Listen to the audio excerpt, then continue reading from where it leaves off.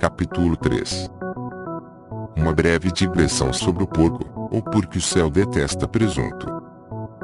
Todas as religiões tendem a apresentar alguma restrição ou proibição dietética, seja agora caducada a injunção católica de comer peixe às sextas-feiras, ou a adoração da vaca pelos hindus como animal consagrado e invulnerável. O governo da Índia chegou a se oferecer para importar e proteger todo o gado que enfrentasse abate como resultado da encefalite bovina, ou doença da vaca louca, que varreu a Europa na década de 1990, ou a recusa por parte de algumas culturas orientais de consumir qualquer carne animal, ou fazer mal a qualquer outra criatura, seja rato ou pulga.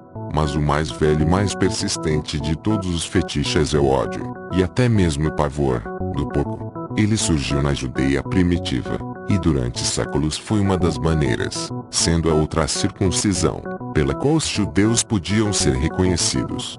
Mesmo que a Sura 5.60 do Corão condene particularmente os judeus, mas também outros não crentes a se transformarem em porcos e macacos, um tema muito intenso na recente pregação muçulmana salafista, e que o Corão descreve a carne suína como suja ou até mesmo abominável. Os muçulmanos não parecem ver nada de irônico na adoção desse tabu especialmente judaico. Um verdadeiro horror aos porcinos manifesta-se por todo o mundo islâmico. Um bom exemplo seria a continuidade da proibição de A Revolução dos Bichos de George Orwell, uma das mais encantadoras e úteis fábulas dos tempos modernos, de cuja leitura as crianças muçulmanas em idade escolar são privadas.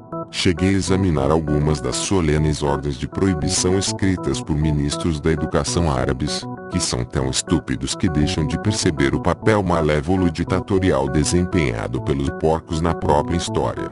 Orwell na verdade não gostava de porcos, como consequência do seu fracasso como pequeno fazendeiro, e sua repulsa é compartilhada por muitos adultos que tiveram que trabalhar com esses animais difíceis em condições agrícolas.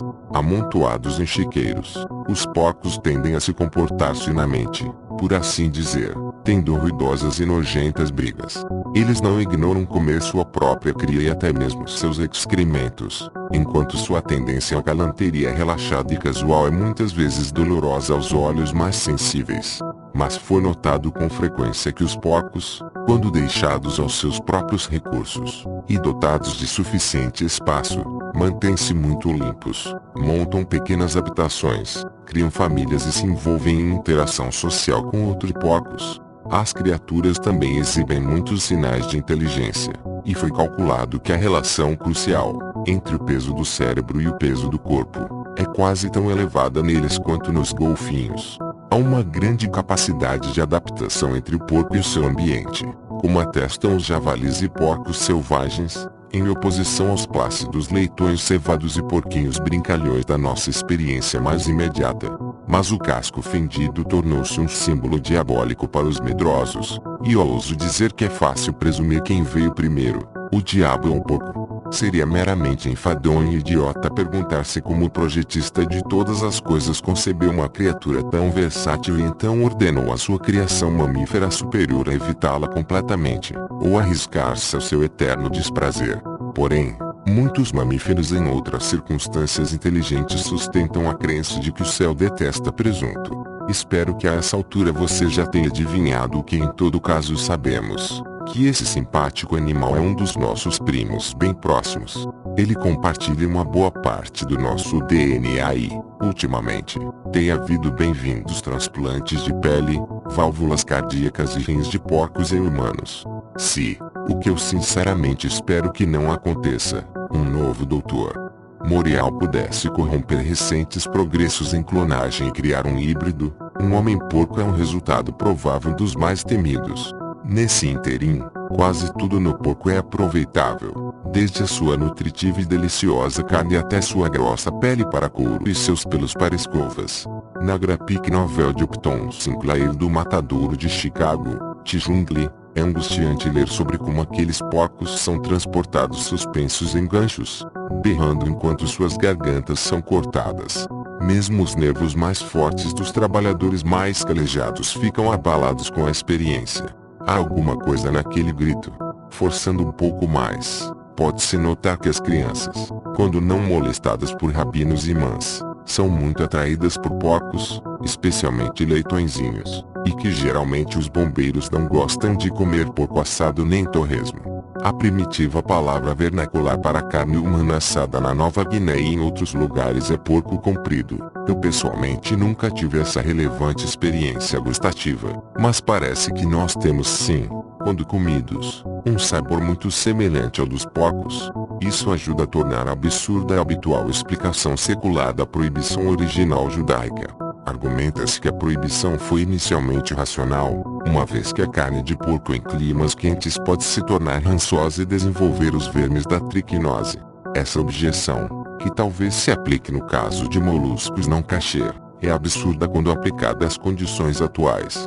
Primeiro, a triquinose é encontrada em todos os climas, na verdade ocorre mais nos climas frios que nos quentes. Segundo, antigos assentamentos judaicos na terra de Canaã podem ser facilmente distinguidos pelos arqueólogos através da ausência de ossos de porco em seus escombros, em oposição à presença de tais ossos nos resíduos de outras comunidades. Em outras palavras, os não-judeus não adoeciam nem morriam por comer carne de porco.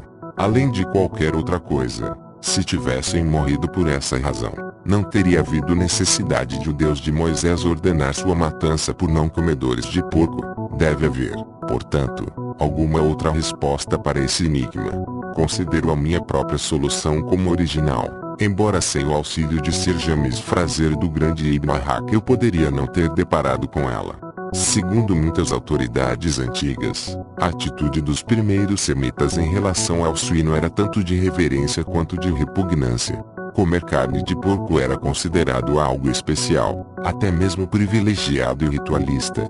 Essa confusão maluca entre o sagrado e o profano encontrada em todos os credos em todos os tempos. A simultânea atração e repulsão era derivada de uma raiz antropomórfica, a aparência do porco, e o gosto do porco, e os gritos do porco ao morrer, e a evidente inteligência do porco, eram desagradavelmente reminiscentes demais do ser humano. Portanto, a porcofobia e a porcofilia provavelmente se originaram numa época sombria de sacrifícios humanos e até mesmo canibalismo que os textos sagrados frequentemente fazem mais do que apenas insinuar. Nada que seja opcional, desde homossexualidade até adultério, jamais é tornado passível de punição a menos que aqueles que estejam proibindo e exigindo as ferozes punições tenham um desejo reprimido de participar. Conforme coloca Shakespeare em Rei Lear, o policial que açoita a prostituta tem uma fervente necessidade de usá-la para o próprio delito pelo qual está aplicando o açoite. A porcofilia também pode ser usada com propósitos de opressão e repressão. Na Espanha medieval, onde judeus e muçulmanos eram obrigados sob dor e tortura a se converter ao cristianismo, as autoridades religiosas justificadamente suspeitavam de que muitas das conversões não eram sinceras.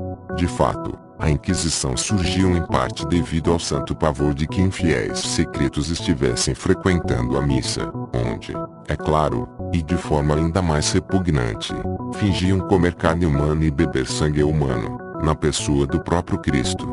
Entre os costumes do que surgiram como consequência estava servir, na maioria dos eventos formais e informais, um prato de charcutaria.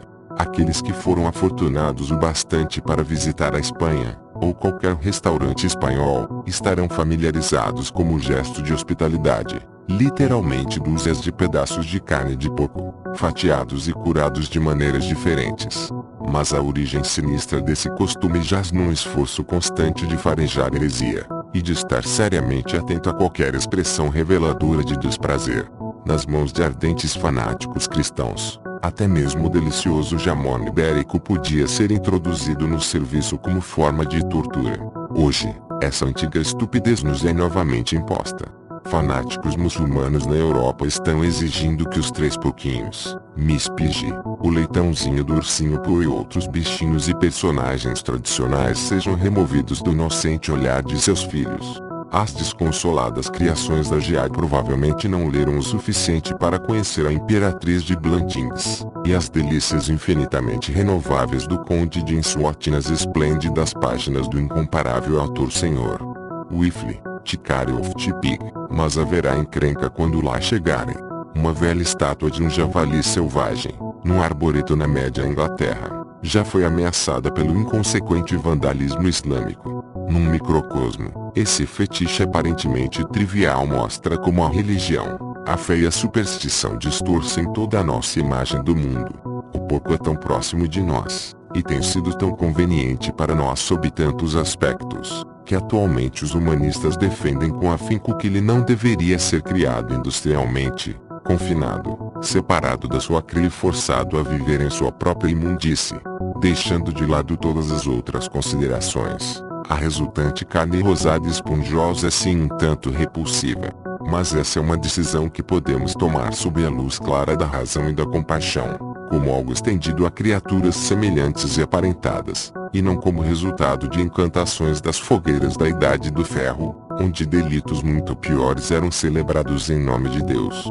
Cabeça de porco numa estaca, diz o nervoso mas intrépido rap em face do ídolo zumbindo e sucurando, primeiro morto e depois adorado, construído por escolares cruéis e apavorados em O Senhor das Moscas. Cabeça de porco numa estaca. E ele estava mais certo do que podia saber, e era muito mais sábio que os mais velhos, assim como os delinquentes mais jovens.